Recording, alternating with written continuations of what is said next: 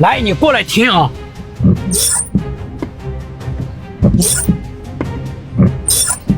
是不是听到了我们这个雨刮器有这种吹口哨的声音呢？通常遇到这种情况，你去修理厂，他们会让你更换雨刮摆臂，顺带的让你把这个雨刮胶条也给你更换掉了，花了大几百个 W 啊！其实呢，完全没必要。铁子们，遇到这种情况，今天我来教你，不用花1分钱就可以解决这个问题。首先呢，我们下车啊，抬起这个雨刮臂，然后呢，下面一个小开关，我们按一下啊，先把这个雨刮胶条给它取下来。取下来以后，我们轻轻的把这个雨刮摆臂给它放下去。来看这里啊，看到没有？这里呢有一点不平，来上下看到没有？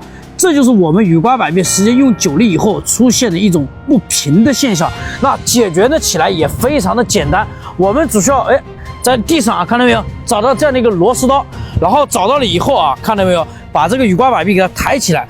抬起来，然后把这个螺丝刀给它伸进去啊，它哪边不平，我们就反着方向往哪边翘，然后呢翘再往下放，啊，直还有一点点不平啊，再给它调一下。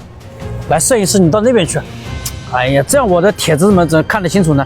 然后再调一下，我们放下去啊，这个时候还有一点点，我们再调一下啊，反方向给它调整啊，再放下去，看到没有？已经完全贴齐玻璃了。那这个时候，这个先扔掉，我们就可以把这个雨刮胶条给它装回去了。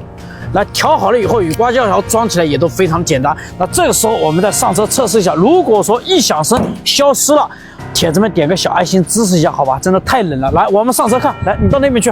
来，这个时候我们再听一下雨刮器的声音啊。看到没有？那种吹口哨的声音是不是完全消失了？怎么样？你学会了没有？不要一有事就跑修理厂，可以多看看我的视频，说不定就能帮你省下不少的费用。